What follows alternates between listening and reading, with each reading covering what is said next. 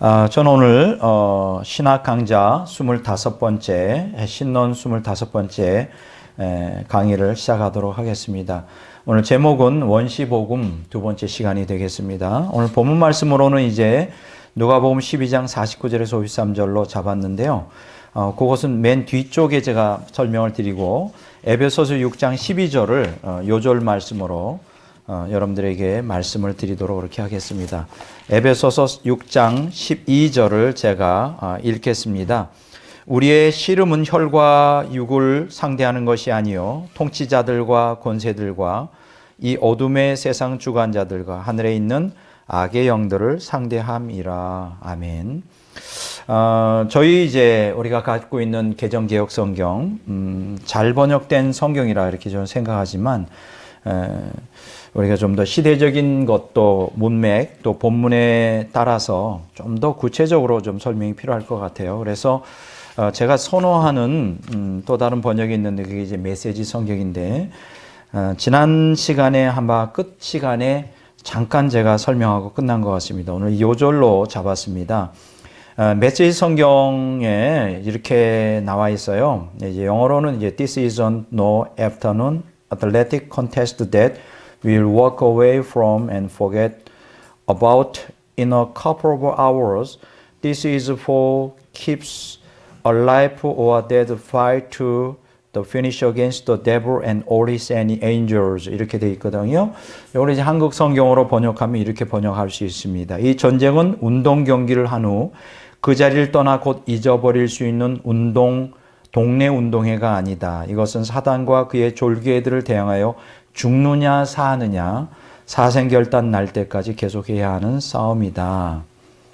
그러니까 이 본문 말씀의 핵심은 뭐냐 하면 에베소 6장 12절에 단순한 운동 경기가 아니라는 거예요. 영적 전쟁은. 우리가 운동 경기는 어떻습니까? 운동 경기 하는 동안에는 열심히 서로 죽기 살기로 하지만 그것은 생사에 걸려 있는 문제가 아니잖아요. 죽고 사는 문제가 아니에요. 그래서 운동 경기 할 때는 정말 이기려고 최선을 다하지만 그게 끝나면 잊어버려요. 잊어버리고 그렇게 됩니다. 그렇지만 영적 전쟁은 그게 아니다 이거예요. 정말 사생 결단 날 때까지. 그러니까 죽느냐 사느냐. 다른 말로 말하면 사탄과의 전쟁이기 때문에 사탄은 어떻게든지 하나님을 믿는 성도들을 지옥으로 끌고 가려고 그러고요. 우리는 하나님은 우리를 어떻게든지 천국으로 이제 우리가 데려가고 가기를 원하는데 그렇기 때문에 사생 결단 날 때까지 계속하는 거예요. 이 싸움은 단회적인 것도 아니고요. 간헐적으로 일어나는 것도 아니고 우리가 일상 죽는 날까지 지속적으로 계속 생사를 건 이 싸움이 벌어지는 것이다. 이제 이렇게 에베소 6장 12절에서 말을 해주고 있습니다. 우리가 이제 지금 원시복음이라고 하는 제목으로 우리가 지금 이제 공부를 하고 있지 않습니까? 이제 원시복음의 내용이 이제 이건 학자들이 붙인 내용인데요. 창세기 3장 15절을 제가 다시 한번 읽어보겠습니다. 창세기 3장 15절을 학자들은 이제 원시복음이라 그러는데 내가 너로 여자와 원수가 되게 하고 내 후손도 여자의 후손과 원수가 되게 하리니 여자의 후손은 내 머리를 상하게 할 것이요 너는 그의 발꿈치를 상하게 할 것이니라. 자, 여기서 너는 누굴까요? 여기서 나는 누굴까요? 여기서 나는 여호와 하나님이고요. 너는 사단이죠. 아담과 하와를 타락시킨 사단을 너라고 말합니다. 근데 여기 보면 여자와 너를 원수되게 하겠다. 그럼 여기서 여자는 누구를 의미하느냐? 1차적으로는 언약 백성인 이스라엘을 의미한다고 말씀드렸고요. 그리고 내 후손도 여자의 후손과 원수가 되게 한다. 그렇게 할 때 여기서 여자는 언약 백성, 이스라엘 백성. 그리고 또 한 가지는 예수 그리스도라고 얘기할 수 있고 또 신실하게 주님을 따라가는 자들 이렇게 여러 가지로 우리가 말할 수 있는데 여기서 내 후손은 누굴까요? 너는 사탄이라 그랬으니까 내 후손은 마귀의 자녀들이죠. 그래서 인류 역사는 크게 두 개로 구분합니다. 인류가 하나는 하나님을 따라가는 그 하나님의 자녀, 여자의 후손, 하나님의 자녀들이 있는 반면에 마귀의 미혹을 받고 마귀를 추종하는 마귀의 자녀들이 있다. 결국은 인류 사상사는 하나님의 자녀와 마귀의 자녀의 갈등, 더 나아가서는 대격돌, 대쟁투. 이것은 이제 우리가 영적인 세계로 들어가면 하나님과 마귀와의 대쟁투다, 이렇게 표현할 수가 있습니다. 자, 여기서 우리가 기억하게 될 것은 우리가 창세기 3장 15절을 우리는 원시복음이라고 그랬잖아요. 우리가 보통 상식적으로 생각할 때 복음 하면 기쁜 소식이고, 오늘 개신교인들은 대부분 정말 낭만적이라고 생각해요. 복음. 우리가 복음은 좋은 거잖아요. 그러니까 복음이라는 게 좋기 때문에 또 하나님의 은혜는 값없이 받는 것이고 구원도 값없이 받는다는 이 개념 때문에 그죠? 좋은 것만 우리에게 있을 것이라고 생각하는데요. 그래서 우리가 복음을 받아들이고 또 예수를 믿어 구원받는 그 모든 것들이 다 좋은 것만 일어날 것이다. 이렇게 해서 생각하기 쉬운데요. 사실은 실제적인 하나님의 구속사의 본질을 연구하고 또 복음의 내용, 그리고 우리가 그 복음을 받아들이는 그 신앙생활, 이런 것들의 그 본질을 보면 인간 구원이라는 게 흔히 생각하는 것처럼 이렇게 낭만적인 축제의 어떤 그 초청이 아니라는 거예요. 여러분들이 기억하셔야 될 것은 복음이 뭡니까? 죄로부터의 해방이잖아요. 우리가 지난번에 공부했죠? 배웠죠? 죄로부터 해방, 하나님의 거룩에 참여, 생명과의 연합인데 이 모든 죄나 또 죄에서 해방되어 거룩하고 하나님의 생명에 연합되는 모든 과정들이 예수님의 그 폭력적인 죽음을 근거로 하고 있다는 거예요. 여러분들 우리가 기억하셔야 될 것은 예수님이 이 땅에 와서 낭만적인 삶을 살지 않았습니다. 그분이 하나님이시고 메시아 왕임에도 불구하고 엄청난 그 적대 세력에 이렇게 반발해 적대 세력에 맞닥뜨렸고 그분의 일생 사역이나 그의 삶이 굉장히 그 고난 가운데 진행이 되었죠. 그리고 여러분들이 잘 아시는 것처럼 그 예수님의 구원의 복음이 적용되는 과정에서 그것을 받아들이는 믿음으로 받아들인 많은 그 믿음의 선각자들, 우리의 선배들을 보면 그렇게 삶이 절대로 그렇게 우리가 낭만적으로 생각하는 것처럼 신앙생활이 절대 낭만적이지 않았다는 걸 알 수 있습니다. 뭐 구약 시대도 그랬고요. 또 신약 시대도 그랬고 2000년 기독교 역사에 진리를 따르고 받아들이는 사람은 소수였는데 그 소수의 정말 하나님의 자녀들은 그렇게 평탄한 삶을 살지를 못했어요. 진리 때문에 고난을 당하고요. 그렇게 우리가 예수님의 복음을 믿고 따라가는 또 구원을 얻는 그 모든 과정들이 절대로 낭만적이지가 않다. 여러분 기억하시기 바랍니다. 우리가 복음 그 자체가 바로 지금 원시복음에 계시된 것처럼 아주 격렬한 하나님과 사단의 대쟁투. 그리고 거기서 끝나지 않습니다. 여기서 기억하셔야 될 것은 이 복음이라는 것, 우리에게 주어지는 이 복음이라고 하는 것, 그리고 우리가 믿음을 통하여 그 복음을 받아들이는 신앙생활에 있어서 절대로 우리가 낭만적인 축제의 초청이 아니라는 걸 기억을 하셔야 돼요. 우리가 예수님이 십자가에서 우리를 구원하기 위해 폭력적인 죽음을 당했다는 건 누구나 다 잘 아는 겁니다. 근데 많은 기독교인들이 거기에서 끝나려고 그래요. 예수님이 나를 위해 고난 당했으니까 나는 이제 그냥 복음 정말 공짜로 그냥 받아들이는 은혜는 그냥 공짜로 받고 우리가 믿기만 하면 모든 것이 다 순탄하게 마법의 지팡이를 얻는 것 같은 이렇게 착각하는 기독교인들이 많은데 이거는 정말 큰 오해입니다. 여러분 하나님과 사탄에도 그 생사를 건 아주 대쟁투가 있는 것처럼 그것을 적용되는 이 구속사가 진행되는 역사 속에 또 그 믿음으로 예수님을 따르기로 결단하는 하나님의 소수의 백성들에게도 생사를 건 영적 전쟁이 기다리고 있는 거예요. 여러분들이 지금까지 예수 믿는 것을 수동적인 신앙으로 만족하고 그것으로 족하다고 생각하는 것을 빨리 탈피하셔야 돼요.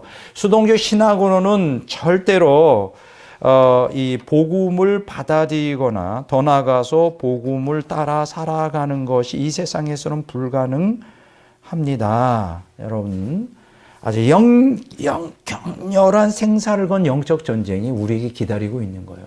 그래서 오늘 그것을 적나라하게 보여주는 것이 바로 원시복음의 핵심이에요. 창세기 3장 15절에 거기에서는 우리 낭만적인 그 축제 분위기가 전혀 없죠. 여러분들 기억하셔야 될 것은 예수님을 통하여 전파된 복음도 원시복음과 다르지 않습니다. 여러분 오늘 우리가 신앙을 지키는 것 절대 쉽지 않습니다. 기억하세요. 그러면 왜 우리가 믿음을 갖고 신앙생활하고 또 구원을 받아 천국 가는 게 그렇게 쉽지 않으냐? 하나님께서 그렇게 구속사를 세팅해 놓으셨어요. 자, 이런 얘기 하려면 정말 이제 깊이 우리가 이 말씀으로 들어가야 되는데요. 하나님께서 그렇게 세팅해 놓으셨어요. 여러분, 죄에서 벗어나고 거룩에 참여하여 신의 승범에 참여하고 하나님의 생명에 연합하는 것을 예수님의 그 무한한 값을 지불하는 폭력적 죽음을 통해서 하나님이 세팅해 놓으셨고요. 그 예수님의 뒤를 따라가는 성도들도 그 길을 가도록 구속사의 모든 과정이 그렇게 세팅되어 있는 거예요. 그래서 오늘 여러분들이 신앙생활을 어떻게 해야 되겠는가 다시 한번 자신을 돌아봐야 됩니다. 그동안 수동적 신앙에 머물렀다면 절대 그거 가지고 성화는 두 번째 치고 내 구원 하나 지키는 것도 결코 쉽지 않습니다. 능동적 신앙으로 나가야 돼요. 그걸 저는 뭐라고 말하느냐? 투쟁적 신앙이다. 영적 투쟁을 하는. 자, 오늘 여기 본문에 보면 이제 창세기 3장 15절에 보면 하나님과 사탄 사이의 투쟁에서 굉장히 중요한 변수를 발견하게 됩니다. 이게 이제 오늘 저와 여러분들이 함께 나눌 말씀의 이제 오늘 본문인데요. 자, 결국 그 구속사는 하나님과 사탄의 인간을 가운데 둔 격렬한 투쟁사다. 이제 그렇게 말씀을 하는데 이 하나님과 사탄의 투쟁에서 굉장히 매우 중요한 변수가 있어요. 그게 뭐냐 하면 바로 인간이에요. 인간입니다. 자, 하나님과 사탄 사이에 그 얻고자 하는 대상이 뭐예요? 인간이잖아요. 인간을 중간에 놓고 하나님과 사탄이 그 가운데 인간을 이제 이쪽으로 각자의 편 쪽으로 각자의 쪽으로 끌어들이려고 하는 그것이 저는 구속사의 모든 역학관계라고 저는 믿는데 거기서 가장 큰 변수가 인간이에요. 다른 말로 말하면 인간은 하나님 편에 설 수도 있고요. 인간은 사탄 편에 설 수도 있어요. 그럼 여러분들이 이렇게 질문할 거예요. 인간의 의지, 선택이 그렇게 중요한가? 하나님은 인간보다 더 강력한 절대 능력을 갖고 있고 사탄도 못지않죠. 하나님보다 굉장히 못하지만 인간과는 비교할 수 없는 능력을 갖고 있는데 이렇게 어마어마한 능력을 갖고 있는 그 가운데 인간이 있는데 인간이 뭐 그렇게 대단한 존재인가? 여러분들 이걸 오해하시면 안 됩니다. 이게 바로 영적 평형이라는 거예요. 여러분 시소 게임에서 양쪽에 어떤 동일한 아무리 강력한 힘이라도 동일한 힘이 작용할 때는 그 시소는 평형을 이룹니다. 그 평형을 이루고 있는 그 시소에서 여러분 그 가운데 중심을 이루고 있는 것이 우측으로나 좌측으로나 조금만 더 힘이 기울어지면 한쪽으로 기울게 되는 것이죠. 똑같은 원리예요. 하나님과 사탄은 영적 평형을 이루고 있어요. 여기서 우리가 또 오해하지 말아야 될 거는 그러면 하나님과 사탄과 같은 대등한 힘을 갖고 있는 절대 그렇지 않습니다. 절대 그렇지 않아요. 하나님이 사탄과 비교할 수 없는 강력한 힘을 갖고 있지만 하나님은 영적 평형을 이루고 있어요. 그 이유가 무엇일까요? 인간으로 하여금 선택하기를 원하시는 거죠. 그러면 여기서 질문이 있습니다. 왜 하나님은 인간에게 선택할 수 있는 의지를 주시는가? 젊은 청년들이 이제 샤프하고 머리가 돌아가잖아요. 그러니까 이런 질문들을 합니다. 왜 세상이 사탄이 타락하도록 만들었고 인간이 타락하도록 만들었는가? 선악을 알게 하는 나무를 만들지 말든지. 그렇잖아요. 인간이 타락한 게 선악과를 따먹었기 때문에 타락한 거 아니고 만들지 않았으면 타락할 일이 없잖아요. 만들었다 하더라도 하나님이 먹지 말라 그랬으니까 사탄이 에덴 동산에 접근하지 못하도록 천사들을 지켰으면 접근하지 못해서 미혹 못해서 타락하지 않았을 텐데 왜 그냥 내버려 두셨느냐? 왜 방치해 두셨느냐? 이런 거예요. 여러 가지 우리가 의문이 생기죠. 여러분들이 기억하셔야 될 것은 인간은 하나님의 형상대로 지음받은 존재예요. 하나님의 형상을 지음받았다는 그 신적인 형상을 본받았다는 것의 특징은 뭐냐면 선택의 의지가 있다는 거예요. 선택의 자유가 없는 것은 인격을 갖고 있지 않습니다. 인격이 없는 사람들은 그 안에 하나님의 생명을 담을 수 없어요. 이게 하나의 인간 창조와 구속의 신비인데요. 인간에게는 어마어마한 힘이 있어요. 뭐냐면 선택할 수 있는 힘이 있다는 거예요. 물론 여기에 대해서도 뭐 여러 가지 말이 많이 있습니다. 하나님의 절대 주권에 대한 사상, 그게 이제 기독교 전체, 더 나아가서 개신교를 주도하고 있는데요. 그리고 뭐 하나님의 은혜라는 개념, 뭐 하나님의 주권과 은혜 가운데 모든 게 다 해결되지 않느냐. 인간의 의지가 뭐가 필요하냐. 그리고 거기다가 또 설상가상으로 인간의 전적 타락으로 인해 전적 무능 사상이 어거스틴 루터 칼빈에 의해서 쫙 이제 우리 개신교 안에 들어와 있는데, 그러다 보니까 인간의 선택이라든가 인간의 의지라는 개념이 사실 우리가 신학에 있어서 차지하는 부분이 거의 없어요. 이건 하나의 굉장히 큰 비극입니다. 이것은 인간이 하나님의 형상대로 지음받았다는 이 특성, 인격을 갖고 있다는 특성을 아주 말살해 버리는 거예요. 그 인간의 인격성과 인간의 의지의 선택에 대한 개념을 말살해 버리면 어떻게 되냐? 하나님의 생명을 담는 게 불가능하게 돼요. 자, 이 문제에 대해서 여기서 제가 자세하게 말할 수 있는 시간은 없지만 오늘 여기서 중요한 것은 하나님과 사탄 사이의 대쟁투에서 매우 중요한 변수가 인간이다. 다른 말로 말하면 인간은 하나님 편에 설 수도 있고요. 인간은 사탄 편에 설 수도 있어요.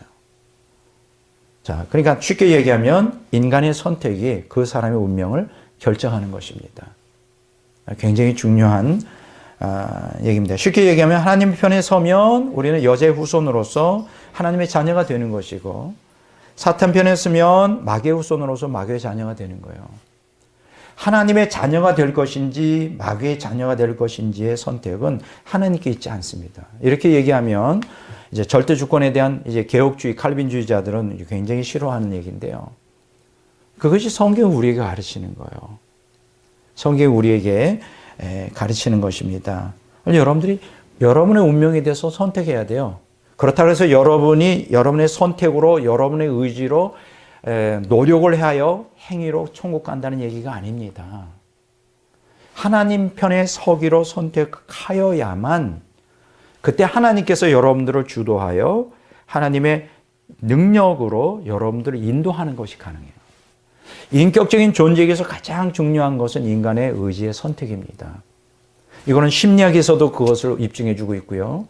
정신분석학이나 혹은 우리가 이제 이 뇌나 어떤 인간의 어떤 정신세계를 다루는 이 모든 분야에서 그게 다 지금 검증이 되고 있는 거예요. 인간의 의지와 선택이 결정적인 중요한 역할을 한다는 것이에요.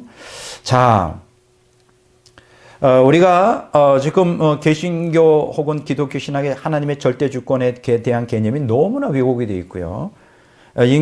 거기에 인간의 의지, 전적 타락이라는 것을 잘못 해석함으로 인간의 구속자에서의 역할이 간과되고 있는데, 이거는 얼마나 치명적인, 얼마나 성경 해석에서 치명적인 결과를 가져다 주는지 모릅니다. 여러분, 구속자라는 것은 하나님의 일방적인 주권과 능력에 의해서 되어지는 게 아니에요.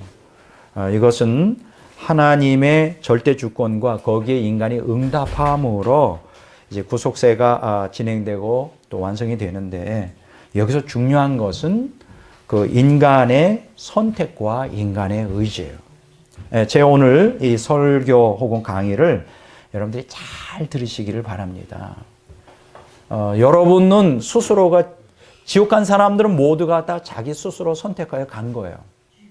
변명하죠. 나는 가고 싶지 않았어요. 그러나 나는 어쩔 수 없이 가게 되었어요. 마귀가 나를 속이고 나를 억어해서 가게 되죠. 그건 변명이에요. 하나님도 사탄도 인간의 의지를 억어할 수 없습니다.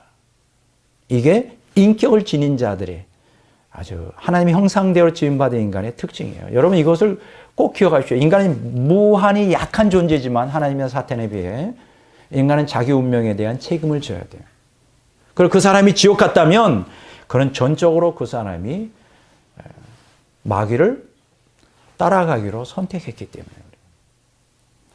이거 굉장히 중요한 얘기입니다. 그래서 성경에 보면요. 굉장히 그 중요한 얘기들을 많이 해요. 자, 우리가 한번 좀 말라기서 3장 7절을 한번 읽어보도록 이렇게 하겠습니다. 자, 말라기서 3장 7절. 말라기서 3장 7절을 한번 제가 읽도록 하겠습니다. 만군의 여호와가 이르노라 너희 조상들의 날로부터 너희가 나의 규례를 떠나 지키지 아니하였도다. 그런즉 내게로 돌아오라. 그리하면 나도 너희에게로 돌아가리라 하였더니 너희가 이르기를 우리가 어떻게 하여야 돌아가리까 하는도다. 자, 이 본문 말씀에 보면 요거는 구약 이스라엘 역사 전체에서 계속 반복되어졌던 말씀인데 하나님이 말씀에 순종하라고 명령하죠. 자, 그러면 순종할 수 있기 때문에 순종하라는 거 아니에요? 의지를 주셨잖아요. 선택의 의지를 주신 거예요. 순종할 수도 있고 거부할 수도 있어요, 여러분. 거기에 여러분 순종할 수도 있고 거부할 수 있는데 근데 이스라엘 백성들은 하나님께 순종하기보다는 거부하는 삶을 살았어요. 근데 여기 보세요. 내게로 돌아오라. 그리하면 나도 너희에게로 돌아가리라. 이게 무슨 얘기일까요? 먼저 하나님께 돌아오라는 거예요. 그러면 내가 너에게 돌아가. 이거 좀 뭐가 맞지 않죠? 하나님은 절대 주권자이고 전능하신 분이고 구속사의 시작과 진행과 완성을 모든 걸 주관하시는 분인데 하나님께서 먼저 우리를 감싸주시고 은혜로 부어주시고 그러면 우리는 그냥 저절로 거기에 감격해서 돌아가는 게 아닌가 이렇게 생각하기 쉬워요. 그 말이 틀린 말이 아닙니다. 하나님은 절대 주권을 가지고 우리를 구원하기 위해 모든 준비를 하시고 모든 일들을 하시는데 결과론적으로 그게 우리에게 열매에 맺으려면 어떻게 되느냐? 우리가 하나님께 돌아와야 돼요. 쉽게 얘기하면 비가 아무리 많이 쏟아준다 할지라도 양동이를 거꾸로 엎어놓으면 비 한 방울도 들어가지 않는 원리와 똑같아요. 하나님의 은혜가 없어서 지옥 가는 게 아니라 은혜가 쏟아지는데 그 은혜를 받고자 결단하지 않기 때문에 사람들이 은혜를 못 받는 거예요. 하나님 모든 사람이 구원받기를 원하는데 우리 그 인간들이 구원받기를 거부하기 때문에 구원받지 못하는 거예요. 그러니까는 원래 구원의 원인, 하나님의 은혜, 그 모든 것은 다 하나님이 주관하시지만 결과론적으로 그것이 우리에게 적용이 되려면 우리의 응답이 인간이 거기에 변수로 작용한다는 걸 알 수 있어요. 하나님께 돌아가요. 와야 돼요. 그래야 비로소 우리에게 하나님이 돌아올 수 있어요. 여기 우리 이경 목사님이 이제 헬라어 히브리어에 능통하신데 나도 너희에게로 돌아가리라를 이걸 어떻게 해석했냐면 이렇게 말합니다. 나를 돌아오게 해다오. Let me return to you, please. 이렇게 번역을 하더라고요. 나는 너에게 돌아가고 싶다. 근데 너희들이 받아주지 않으면 하나님은 들어올 수 없다는 거예요. 결국은 모든 구속사의 모든 시작과 진행과 완성 모든 건 다 하나님이 주관하시지만 그것이 열매로 개개인에게 맺으려면 결국 누가 그걸 선택해야 되나? 내가 해야 된다. 굉장히 중요한 얘기입니다. 여러분, 저와 여러분들의 인생은 딱 한 번밖에 없어요. 이 귀한 인생, 여러분들이 선택을 하셔야 돼요. 하나님을 선택할 것인지, 마귀를 선택할 것인지. 그런데 여기서 중요한 것은 하나님을 선택하여 하나님의 자녀가 되었을 때는 그 창세기 3장 15절의 그 말씀이 원시복음이 기쁜 소식이 될 겁니다. 우리를 구원하고 우리가 하나님의 자녀가 되는 그러나 마귀를 선택하여 마귀의 자녀가 됐을 때는 창세기 3장 15절의 말씀이 슬픈 소식이 돼요. 그러니까 인간에게는 두 가지 운명밖에 없어요. 하나님의 자녀가 될 것이냐 마귀의 자녀가 될 것이냐. 거기에 따른 책임은 하나님께 있는 게 아니라 인간에게 있어요. 하나님은 우리에게 도전하는 거예요. 중간은 없습니다. 둘 중에 하나를 선택해야 돼요. 하나님께서 우리를 창조하시고 우리를 인간을 구원하기 위해 이 땅에 오셨는데 거기에 대하여 우리는 우리의 반응에 따라 우리 두 가지 결과가 나온다는 거예요. 하나님의 그 메시지가, 하나님의 말씀이 하나님을 받아들이는 사람에게는 생명으로, 하나님을 거부하는 사람에게는 사망으로 나타난다. 굉장히 중요한 얘기입니다. 그래서 고린도후서 2장 15절 16절에 보면 우리는 구원받는 자들에게나 망하는 자에게는 하나님 앞에서 그리스도의 향기니 이 사람에게는 사망으로부터 사망이 이르는 냄새요 저 사람에게는 생명으로부터 생명이 이르는 냄새라. 누가 이 일을 감당하려고 그랬어요. 복음의 메시지가 예수 그리스도의 복음이 증거되는데 향기가 나잖아요. 스멜, 냄새가 나는데 그거를 받아들이는 사람에게는 생명이죠. 생명의 향기죠. 그러나 그것을 거부하는 사람은 사망의 악취로 바뀌게 될 것입니다. 예. 이 복음이 이렇게 두 가지로 나타난다는 거예요. 죽음 아니면 생명, 양자택일적인 그런 그 선택을 우리가 해야 돼요. 이 말씀이 선포될 때, 이제 원시복음이라고 그랬잖아요. 이 원시복음도 이중적인 거예요. 복음을 받아들이는 사람이 생명이고 거부하는 자에게는 이거는 사망인 거예요. 여러분, 우리가 하나님의 말씀 있잖아요. 생명. 이 말씀이요. 여러분 어떻게 생각하세요? 이 말씀은 하나님이십니다. 자, 하나님이신데 그 하나님이신 말씀을 여러분들이 어떻게 반응하느냐에 따라 그 하나님의 말씀은 여러분들을 살리는 생명이 될 수도 있고요. 또 그 하나님의 말씀은 여러분들을 심판하는 사망으로 이끌 수가 있어요. 그런 측면에서 이 성경은 인간에게 굉장히 위협적인 책이에요. 이게 무슨 얘기인지 아세요? 성경은 인간에게 위협적인 책이에요. 여러분들이 이렇게 우리가 그렇게 생각하지 않죠? 성경은 좋은 책, 생명의 책. 그냥 성경을 우리가 갖고 있고 성경 읽고 있는 그것만 가지고도 우리는 뭐 복이 있는 것처럼 말하는데 그렇지가 않습니다. 성경은 위협적인 책이에요. 왜 위협적일까요? 선택을 강요해요. 무슨 얘기인지 아시겠어요? 하나님의 말씀인 성경은 여러분들에게 뭘 강요한다고요? 선택을 강요해요. 그럼 여기서 말하는 선택이 뭘까요? 하나님 편에 설 것인지 마귀 편에 설 것인지를 선택하라는 거예요. 굉장히 중요한 얘기네요. 오늘 하나님의 말씀을 여러분들이 접하잖아요. 그러면 그냥 말씀을 접하는 거로, 그냥 듣는 거로 끝나지 않아요.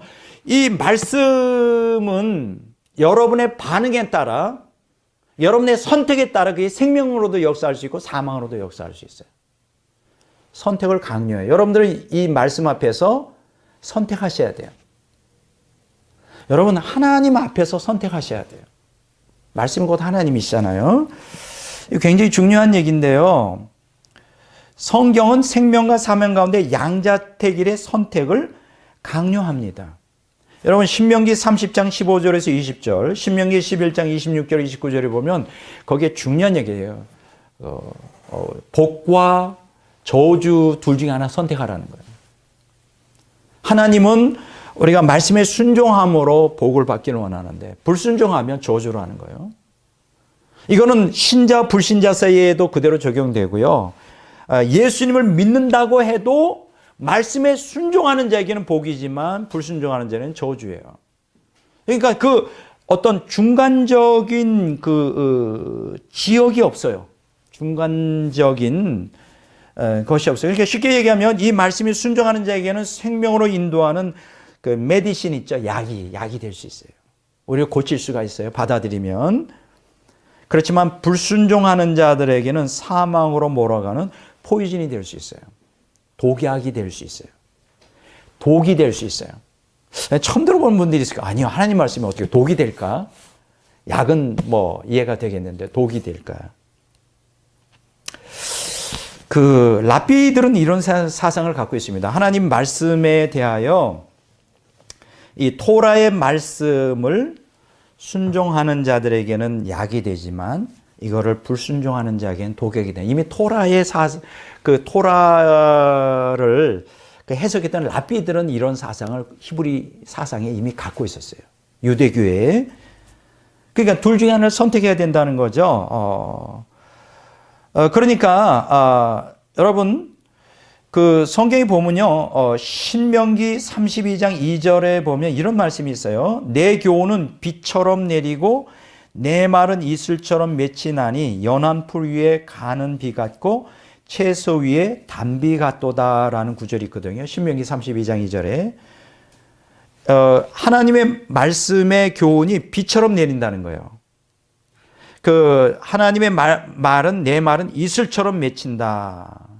그래서 연한 풀 위에 가는 비 같고 채소 위에 단비 같다. 여러분 어떻게 생각하세요? 이러한 채소나 이러한 것들은 비를 맞으면서 이렇게 성장하고 그 생명이 돋아나잖아요. 근데 여기 보면 여기 비처럼 내리고라 그럴 때 킹제임스 버전에 보면 이렇게 번역되어 있어요. My doctrine shall drop이라고 그러죠. drop이 뭐예요? 떨어지는 거죠. 위에서 아래로 떨어진다. drop as the rain 이렇게 번역이 되어 있는데 이 교훈은 내 교훈은 비처럼 내리고라고 하는 데서 내리고라고 하는 단어가 야알로프라고 하는 히브리어가 쓰였는데 이 원형은 아라프인데요. 아라프. 요것은 두 가지 의미를 갖고 있어요. 내린다 그럴 때 언약 백성들에게 임하는 하나님의 은혜와 복을 의미할 수도 있고요. 또 다른 똑같은 단어로 또 다른 의미를 갖고 있어요. 굉장히 중요한데 이게 뭐냐면 출애굽기 13장 13절에 보면 짐승의 목을 꺾다라고 번역할 수 있어요. break. drop이라고 하는 단어, 레인이 떨어진다는 단어하고 break라고 하는 단어가 같은 뜻을 갖고 있어요. 이해가 되죠? 하나님의 말씀이 그거를 받아들이는 사람들, 순종하는 자들에게는 은혜의 단비처럼 우리에게 하나님의 은혜를 주시는 그 은혜와 복을 의미하기도 하지만 그거를 거부하는 자들에게는 어떻게 했냐? 출애굽기 13장 4절이면 Then thou shalt break his neck. 그의 목을 꺾는다. 여러분 우리가 성경에 보면요, 그 이스라엘 백성들이 이제 대속죄일 날 그 염소를 가지고 그 절벽으로 가서 그 목을 꺾어요. 그 절벽에 떨어뜨려서 목을 부러뜨리게 해서 죽게 만들거나 뭐 이런 경우가 있거든요. 혹은 이런 뜻도 있어요. 우상의 제물을 헐다, break down이라고 번역할 수 있어요. He shall break down their altars. 호세아서 10장 2절. 그러니까 이 똑같은 단어인데 drop이라고 하는 내린다는 의미하고 break down 혹은 break이라는 그 꺾다는 의미가 전혀 정반대 이것이잖아요. 하나는 복을 의미하는 걸 하나는 저주를 얘기하잖아요. 그러니까 하나님이 임한다는 것, 또 하나님 말씀에 접했다는 이 사실이 무조건 인간에게 복이 되지 않는다는. 거기서 인간은 하나님이 임했을 때, 하나님의 말씀이 임했을 때 선택을 하셔야 돼요. 하나님을 택할 것인지 마귀를 택할 것인지. 그러면 하나님을 택하면 그 말씀은 축복의 말씀이 되지만 마귀를 택했을 때는 심판의 말씀, 진노의 말씀, 그거는 그 멸망의 말씀이 되는 거예요. 둘 중 하나를 선택하셔야. 여러분들 많은 기독교인들이 교회를 다니고 말씀을 듣습니다. 근데 선택을 하지 않아요. 참 재밌죠? 선택을 하지 않는다는 건 뭘 의미하죠? 살아계신 하나님을 대면하지 못하는 거예요. 그러니까 그냥 종교 생활을 하는 거지. 하나님은 계속 우리에게 말씀으로 도전하세요. 생명과 사망 둘 중에 하나를 택하라고 말씀하셔요. 그러니까 우리가 사실은 주일날 설교를 듣는다는 것은 계속 선택을 촉구하시는 하나님의 메시지죠. 선언이죠. 근데 많은 기독교인들은 거기에 대해서 선택을 하지 않아요. 무슨 얘기예요? 그냥 무시해버리는 거예요. 하나님과 사탄 가운데 둘 중에 하나를 선택해야 되는데 선택하지 않는다는 거예요. 계속 무시하는. 그럼 왜 선택하지 않을까요? 하나님을 선택하기가 어렵죠. 세상을 사랑하잖아요. 그래도 또 하나님을 완전히 버릴 수도 없어요. 죽음 이후에 지옥이 두렵잖아요. 양다리 다 걸치는 거죠. 양다리 다 걸치고 그렇게 하나님이 용납해 주실 거라고 착각을 합니다. 근데 그렇지 않아요, 여러분. 매주 말씀이 선포될 때마다 하나님은 선택하기를 원하시는 거예요. 선택해야만 돼요. 여러분, 창세기 3장 15절의 원시복음 안에 어떤 중도적인 길이 있던가요? 하나님과 사탄, 여자와 여자의 후손, 여자와 여자의 후손, 그리고 사탄과 사탄의 후손 사이에 중간, 여기도 저기도 아닌 중립국적인 그런 지대가 있던가요? 없잖아요. 둘 중에 하나잖아요. 복음은 여러분들에게 선택을 강요합니다.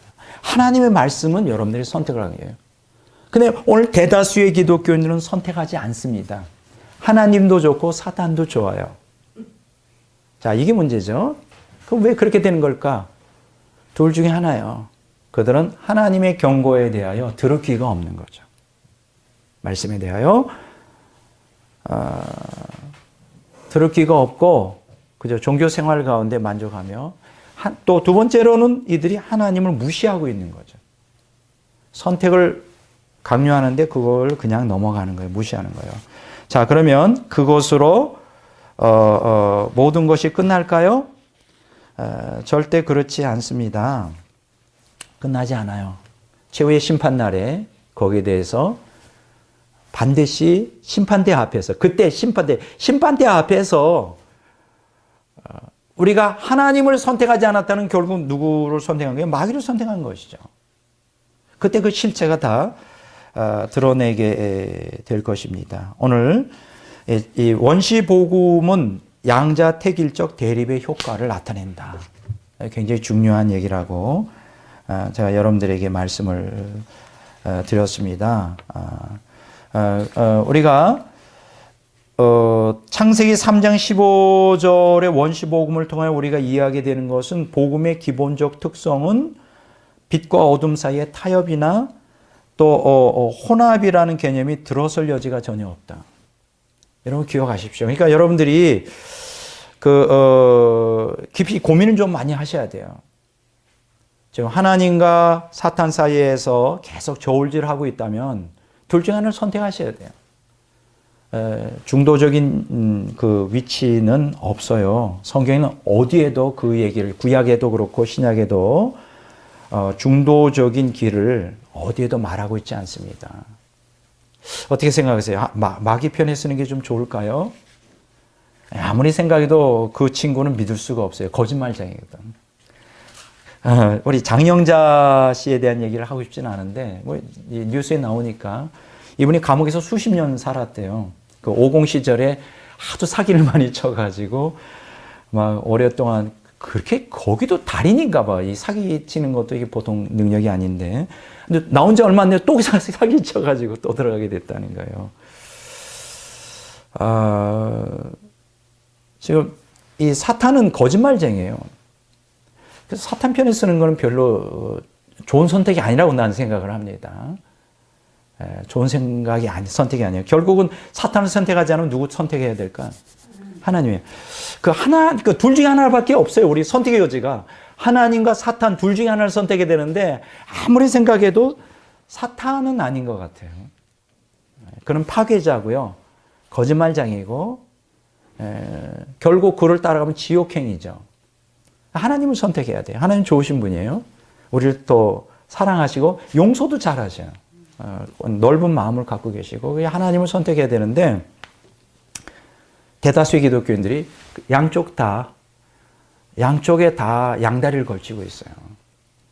이게 그들에게는 나중에 심판날에 재앙이 될 거예요. 이 땅에서도 양다리를 걸치면 절대 성공 못 합니다. 마귀로부터도 인정 못 받고요. 하나님으로부터도 인정 못 받아요. 그러니까 여러분들에게 오늘 드리고 싶은 얘기는 선택을 하라는 거예요. 빨리 선택할수록 좋아요. 하나님 편에 선택하는 게 훨씬 낫겠죠. 이런 측면에서는 우리가 창세기 3장 15절 원시복음에서는 타협이나 혼합이라는 개념을 전혀 발견할 수가 없어요. 우리가 빛 아니면 어둠이에요. 하나님 편 아니면 마귀 편. 이 둘 중에 하나가 우리가 선택해야 될 거예요. 고린도후서 6장 14절에서 7장 1절에 보면 제가 한번 읽어볼게요. 거기도 아주 우리에게 선택을 요구하죠. 자, 고린도후서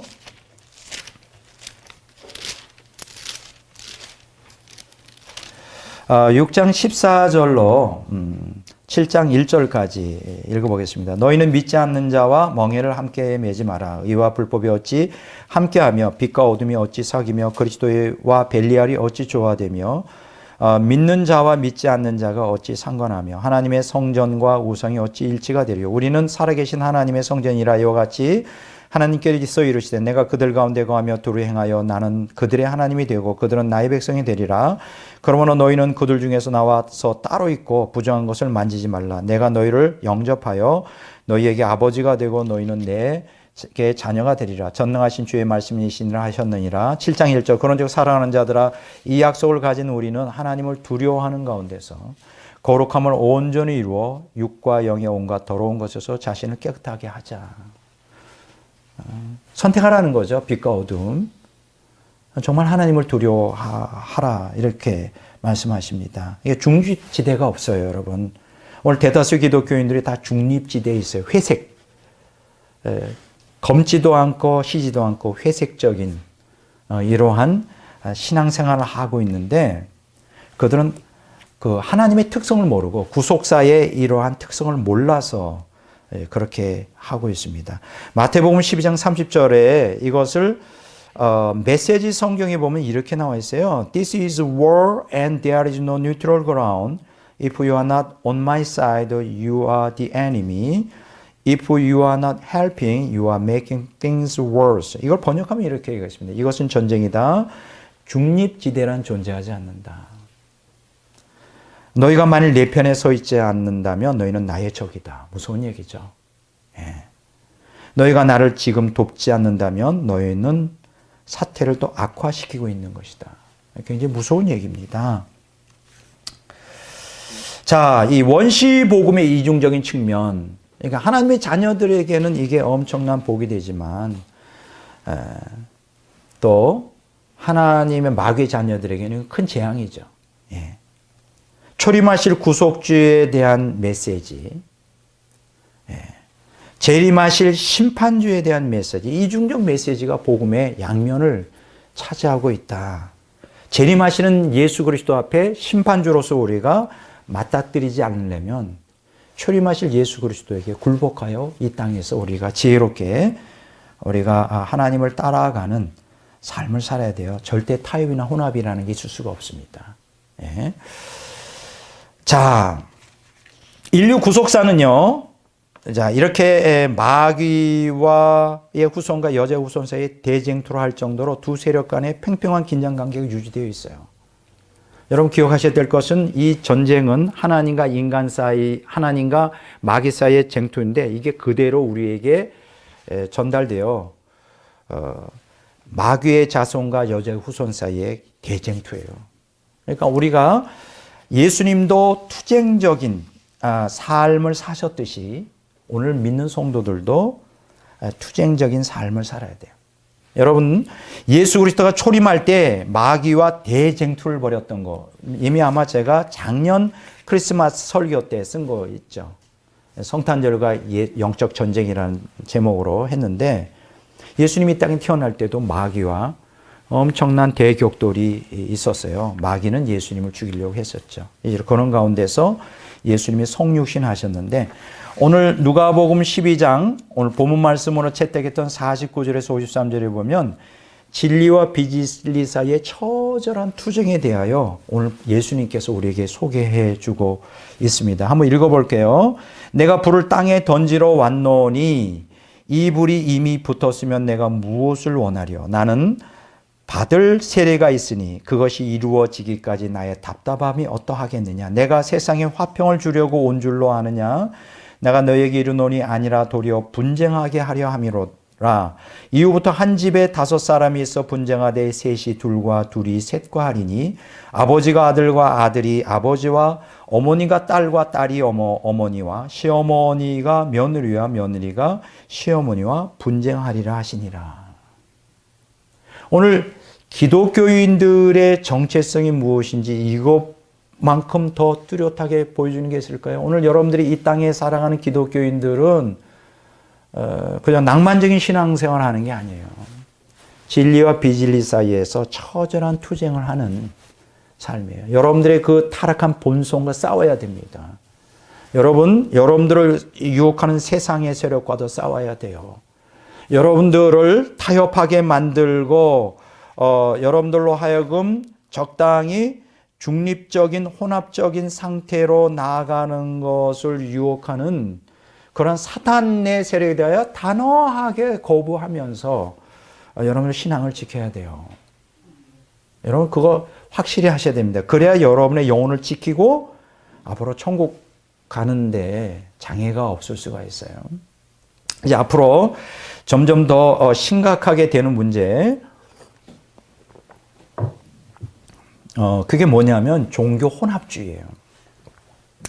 예, 종교 혼합주의. 그러니까 다른 말로 말하면 타종교에도 구원이 있다. 제가 그동안 신론에서 계속 가르쳤죠. 타종교가 왜 거짓되고 이 가짜 신일 수밖에 없는가를 계속 강의를 했는데, 오늘 기독교 안에 종교다원주의자들은 타종교에도 구원이 있다고 가르치고 타종교의 신도 성경에 있던 하나님과 동일하다고 가르쳐요. 이건 정말 거짓말입니다. 근데 지금 대세가 종교 혼합주의로 흘러가고 있는데, 이 종교 혼합주의로 언젠가는 카톨릭과 개신교가 하나가 될 것이고요. 하나로 형성된 기독교가 궁극적으로는 타종교하고 하나가 될 겁니다. 이러한 대배교의 시대가 곧 도래하는데, 여기에서 가장 지금 중요한 역할을 하는 어떤 세계 거대한 종교 조직이 뭐냐? WCC예요. WCC라고 하는 세계교회협의회라고 하는 거대한 조직. 근데 불행하게도 이 WCC에 오늘 대한민국의 대다수의 큰 교단은 다 들어가 있어요. 다 들어가 있어요. 그래서 이게 지금 굉장히 심각한 문제죠. 감리교도 그렇고요. 예장의 기장도 그렇고, 순복음도 그렇고, 안 들어간 데가 구세군 안 들어간 데가 거의 없어요. 그런데 이제 거기에 큰 교회들이 다 들어가 있거든요. 대부분의 교회들이 다 거기에 들어가 있습니다. 이제 앞으로 그게 심각한 문제가 될 거예요. 결국 지금 WCC를 추종하는 그 거대한 교단에서 나와야 돼요, 이제. 근데 많은 여러 신실한 하나님의 종들, 목사들이 머뭇거리고 있어요. 왜 그럴까요? 거기에서 주는 기득권이 있잖아요. 큰 교단이라고 하는 자부심, 또 거기에서 주는 연금도 있고 여러 가지 혜택이 많기 때문에, 또 인간관계 때문에 머뭇거리는 분들이 있어요. 제가 분명히 말씀드리지만 결국은 진리는 타협과 혼합을 용납하지 않습니다. 이제 점점 교회가 세속화되고 타락해 가는데 WCC에서 나와야 돼요. 거기에 속해 있는 교단에서 나와야 됩니다. 어떤 그 여자 목사님이 참 훌륭한 예를 하나 들었어요. 어떤 해적선이 있는데 그 해적선의 해적선의 선장이죠. 여러분 어떻게 하세요? 해적선 선장하면 뭘 생각납니까? 보물선이라는 소설에 보면 애꾸는 선장에다가 다리 한 짝 없는 그게 아니고, 그 해적선의 선장은 굉장히 인격적이에요. 리더십도 있고 굉장히 사람이 좋아요. 부하들을 잘 다스려요. 거기다가 그 선장 밑에 있는 그 부하들은 굉장히 윤리적이에요. 그럴 수 있잖아요. 굉장히 그럴 수 있죠. 그러면 선장도 훌륭한 리더십과 정치력과 인격을 갖고 있고, 그 밑에 있는 부하들도, 해적들도 우리 생각과는 달리 굉장히 도덕적이고 친절하고 얼마나 그럴 수가 있죠. 네, 그럴 수 있습니다. 자, 그런데 외부에서 그 해적선을 볼 때 해적으로 안 볼까요? 굉장히 어떤 여자 목사님이 그 얘기를 하네요. 해적이에요. 그 배에서 나오지 않는 한은, 그 관계를 끊지 않는 한은 언제든지 해적이라고. 똑같은 비유입니다. WCC라고 하는 거대한 해적선인데, 한 사람 한 사람이 인격적으로 괜찮고 신앙이 좋을 수 있어요. 그러나 외부에서 봤을 땐 그건 해적이에요. 굉장히 중요한 얘기입니다. 오늘 그 2000년 기독교 역사에 우리 믿음의 선진들은 이렇게 불의와 타협하지 않고 혼합하지 않기 위해서 부단히 모든 기득권을 다 내려놓고 그 좁은 길로 갔어요. 그런 시대가 지금 도래하고 있습니다. 오늘 여기 본문 말씀에 보면 하나님 나라의 도래와 더불어 하나님 왕국과 사탄의 왕국 사이의 격렬한 투쟁을 여기서 묘사해 주고 있는데요. 예수님이 49절에 이런 말씀이 있어요. 내가 불을 땅에 던지러 왔노니 이 불이 이미 붙었으면 내가 무엇을 원하리요. 여기서 말하는 불은 많은 부흥사들이 성령의 불이라고 그러더라고요. 성령의 불. 그런 불이 아니에요. 맥락 속에 보면 신자와 불신자 사이에 조성되는 적대감이에요. 갈등으로 인한 성도들의 고난이에요. 여러분 기억하셔요. 여러분들이 진리 길로 가려고 그러잖아요. 세상에 마귀를 따라가는 자가 적대적인 분위기가 형성되고 고난이 따라오게 되는 것입니다. 여러분 성경에는 복음 진리 때문에 고난은 당하는 것에 대해서 수없이 많은 곳에서 언급하고 있어요. 여러분 사도행전 14장 22절에 보면 제자들의 마음을 굳게 이 믿음에 머물러 있으라 권하고 또 우리가 하나님 나라에 들어가려면 많은 환난을 겪어야 할 것이다. 예수 믿는 게 결코 그냥 공짜로 되는 게 아니라요. 어마어마한 대가를 치르는 것입니다. 근데 왜 우리가 예수님을 선택해야 될까요? 생명의 길이니까. 예수님을 선택해야만 사탄이 아니라 하나님을 따라 천국 갈 수가 있고요. 사탄은 우리를 만든 자가 아니잖아요. 사탄은 우리를 구원할 자가 아니잖아요. 오직 하나님만이 우리의 창조자이시고 구속주잖아요. 당연히 피조물인 우리로서 하나님의 형상을 닮은 우리로서 당연히 하나님을 믿어야죠. 예수님을 따라가야죠. 예. 아무리 그 길이 힘들다 하더라도 말이죠. 여기 불이 붙었다는 것은 그 현재 시점에서 투쟁이 예수님과 그 제자 사이에서 적용될 뿐 아니라요. 이후부터라는 단어와 함께 예수님의 현재적 시점인 미래의 그 투쟁이 더 격렬해질 것이다. 예수님 당시에도 굉장히 그 투쟁이 격렬했습니다. 앞으로는 더 격렬해질 거예요. 종말이 끝이 다가올수록 이 영적 전쟁은 격화될 겁니다. 저와 여러분들이 종말이 끝에 살고 있어요. 우리가 이렇게 우리 교회에서 신앙 공동체를 형성하여 지금 우리가 진리의 길로 가려고 애를 쓰고 있어요. 이 진리 전쟁, 영적 전쟁은 앞으로 더 격화될 겁니다. 여기서 정신을 여러분이 똑바로 차리고 불의와 타협하지 않고 항상 하나님 편에 쓰는 훈련을, 항상 말씀에 순종하는 훈련을 여러분들이 하셔야 돼요. 50절에 보면 나는 받을 세례가 있으니 그 이루기까지 나의 답답함이 어떡하겠느냐라고 했어요. 여기 세례는 뭐예요? 불과 연결해서 처절한 투쟁의 선봉에서는 예수님이 받으실 계속적 고난과 죽음을 얘기합니다. 예수님이 십자가에서 구속사에 완성되면 이제 이러한 처절한 투쟁과 분리가 이제 계속 진행된다는 걸 이루어지는데 본문이 그 이루기까지 여기서 이루다라고 하는 단어는 다 이루었다는 단어하고 동일한 뜻인데요. 요한복음 19장 30절에 누가복음 12장 51절 53절에 보면 더 확실해지는데 본문은 복음과 세상과의 투쟁을 가족 간의 분쟁, 마태복음 10장 34절은 그 분쟁을 검이라고 대치를 시키고 있었죠. 그래서 여기에서는 다툼이란 정도가 아니라 둘 사이에 완전한 분리를 의미합니다. 그러니까 여러분들이 예수님을 따라가고 진리를 따라가게 되면 처음에는 이렇게 세상과 적당히 화목을 이루다가 진리 때문에 예수님 때문에 점점 분리가 돼요. 옛날에 세상 친구들하고도 점점 분리가 되고요. 그래서 영적 고독을 경험하게 되고 그렇게 되면서 이제 완전한 분리를 향하여 나가게 되는 거예요. 자, 이제 오늘 이 말씀을 가지고 좀 정리를 좀 해보려고 합니다. 오늘 이 말씀에 보면요, 오늘 하나님 나라, 은혜, 복음, 경건, 빛, 다 좋은 거잖아요. 근데 그게 뭐하고 밀접하게 관계되어 있느냐면요, 환난과 고난과 박해와 비방이 연결되어 있어요. 여러분들이 하나님 나라를 경험하면 경험할수록 은혜와 복음과 경건과 빛을 따라가면 갈수록 환난과 고난과 박해와 비난이 같이 맞물려서 우리에게 온다는 것을 기억하시기 바랍니다. 오늘 이러한 그 성경적 사상에 반하여 이 이상한 신학이 오늘 개신교에 이렇게 들어와서 주도하고 있는데 그걸 이제 우리가 뭐라고 말하냐면 번영신학이라고 그래요. 프라스퍼러티 가스펄이라고 하는데 이걸 이제 우리는 일명 탐욕의 복음이라고 그러죠. 탐욕의 복음.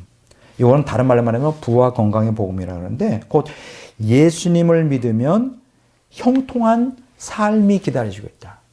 언제나 우리에게는 형통만이 있다라고 가르치는 거예요.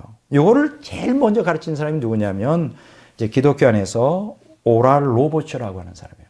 오랄 로버츠. 이미 돌아가셨죠. 이 사람이 효시고 그 뒤를 이은 로버트 슐러 목사. 이분도 돌아가셨죠.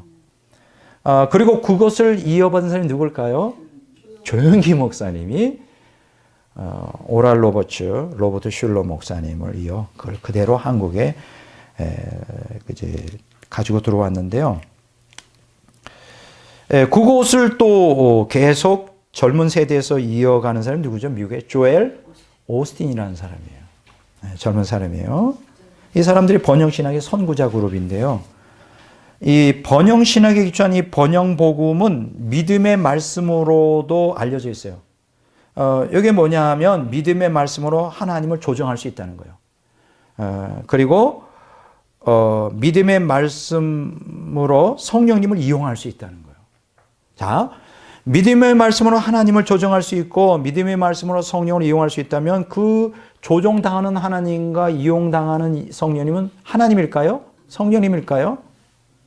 아니죠. 인간이 만들어 놓은 헛개비에 불과한 것이죠. 우리는 저들을 기독교 마법사라고 부르는데요. 하나님을 알라딘의 요술 램프에서 나오는 거인 정도로 생각하는 거예요.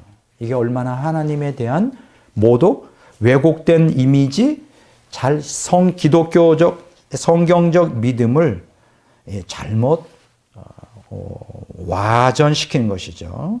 이 사람들은 이 오랄 로버츠 목사가 씨앗 믿음이라고 하는 개념을 창안해요. seed faith라고 하는 거. 그래서 믿음으로 심은 씨앗이 반드시 큰 보상을 받는다. 근데 거기 믿음으로 뭘 심으라고 강조할까? 교인들이 뭘 강조해요? 돈 많이 헌금하라고 이제. 거기에 이제 초점이 주어져 있습니다. 자, 이러한 씨앗 믿음 개념을 어디서 창안해 왔는지 알아요? 아마 요한 3서 1장 2절. 사랑하는 자여, 내 영혼이 잘된 같이 내가 범사에 잘되고 강건해지기를 내가 간구하노라. 이게 아마 순복음교회 18번 말씀이에요. 사랑하는 자여, 내 영혼이 잘된 같이 내가 범사에 잘되고 강건해지기를 원한다. 자, 내 영혼이 잘되고 영혼이 잘되고 또 범사가 되려고 마음사가 형통하고 강건해 영혼의 축복, 육적 그 건강의 축복, 물질적인 축복. 요 이렇게 세 가지로 이게 이제 순복음교회의 슬로건인데요. 이게 얼마나 성경을 곡해할 수 있는가의 가장 대표적인 예예요. 여기서 잘됨과 잘되고를 NASB는 번영, 프라스퍼라고 번영이라고 번영했어요. 번영한다. 근데 한 가지 한번 생각해 보겠습니다. 우리가 성경 전체, 특히 신약 성경에서 예수님을 믿는 모든 성도들은 이 땅에서 지금 영혼과 육체와 생활이 물질에 반드시 형통하게 산다고 가르치는가? 그것만은 아니죠. 그렇다면 이 구절에 대해서 이걸 잘못 해석한 게 아닐까 좀 생각해 봐야 돼요. 영혼이 잘된 같이 내가 범사에 잘되고 강건해지기를 내가 간구한다 그럴 때 이게 뭘까? 여러분 잘 보세요. 1세기 편지 쓸 때 흔히 수신자의 건강과 행복 등을 기원하는 정형화된 표준적 문어체 인사말이에요. 이게요. 여러분 옛날 사람은 지금 거의 이런 얘기 안 하는데요. 옛날 어른들 좀 뭐 문자나 좀 하신다는 분들은 그 편지 첫 머리에 문화할 때 이런 말 쓰죠. 들어보셨습니까? 기체 후 일향만강 하옵시고 옥체 그만 하옵심을 앙축하나이다. 많이 들어보셨죠? 굉장히 좋은 말이에요. 이게 뭐예요? 기체 후 일향만강 하옵시고 기체 후 일향만강 만강 하옵시고 옥체 그만 하옵심을 앙축하나이다. 똑같은 얘기예요. 1세기 때는 이렇게 기독교인들이 할 때 이렇게 썼다는 거예요. 사랑하는 자여 내 영혼이 잘된 같이 내가 범사이라도 강건해지길 내가. 그런데 간구하는 것이지 너희가 하나님 믿으니까 영혼의 축복, 육체적인 건강 그리고 물질의 복을 받는다고 가르치는 게 아니라는 거예요. 이걸 갖다가 그냥 아주 그대로 여기서 간구한다. I wish. 내가 바란다. 어떤 그 사도 요한의 가이오에 대한 개인적 바램과 기원이지 이게 전체 보편적인 진리가 아니라는 거예요. 이렇게 우리가 성경을 갖다가 정말 이렇게 잘못 적용하면 이런 문화적인 배경 무시하고 어떤 특정 구조를 신앙의 틀로 공식하는 게 정말 신앙의 진리의 본질을 왜곡시켜버리는 거예요. 오늘 제가 결론을 얘기합니다. 우리가 창세기 3장 15절 원시복음에 대하여 얘기하면서 이건 하나님과 마귀의 대쟁투이고 그리고 결태로 복음이라는 것, 원시복음이든 모든 복음이라는 것도 신앙이라는 건 결코 낭만적인 이러한 요소, 어떤 초청이 아니고 생살건 영적 투쟁이다. 그 생살건 영적 투쟁에서 가장 중요한 변수가 뭐라 그랬죠? 인간이다. 인간이다. 인간의 선택이다. 그래서 오늘 생명과 죽음 둘 중에 하나를 여러분 선택하셔야 되고 그 선택을 누가 촉구하고 계세요? 하나님. 하나님의 말씀이 촉구하고 있어요. 그러니까 여러분들이 하나님 앞에 나아간다는 거, 앞에 섰다는 거, 하나님 말씀을 읽고 섰다는 것은 위협적인, 하나님 말씀이 굉장히 위협적인 거예요. 선택하라고 자꾸만 촉구하고 계신 거예요. 거기에 대해서 여러분들은 신앙으로 하나님을 선택하는 것을 매일매일 결단하셔야 해요. 나는 하나님 앞에 선택합니다. 하나님을 따라가겠습니다. 이게 매일의 신앙의 고백과 삶이 이어질 때 이게 결국은 일생의 신앙생활이 되고 이것이 결국 쌓여서 천국에 들어가는 거예요. 이해가 되죠? 예, 오늘 그 하나님과 사탄 사이의 투쟁에서 매우 중요한 변수 바로 인간이라는 거. 여러분의 의지의 선택, 자유의지의 선택이 여러분의 운명을 결정한다는 거 결코 잊지 마시고 여러분들이 생명을 선택하겠다. 난 하나님을 선택하겠다. 난 진리를 선택하겠다. 어떤 희생과 대가를 치르더라도 나는 그 길로 가겠다고 하는 굳은 결단과 단호함이 오늘 우리 신앙에 특히 이 마지막 시대를 살아가는 우리들에게 절실히 요구되는 것입니다. 자, 이해가 되죠? 네, 오늘 그렇게 하시기를 주의 이름으로 축원합니다.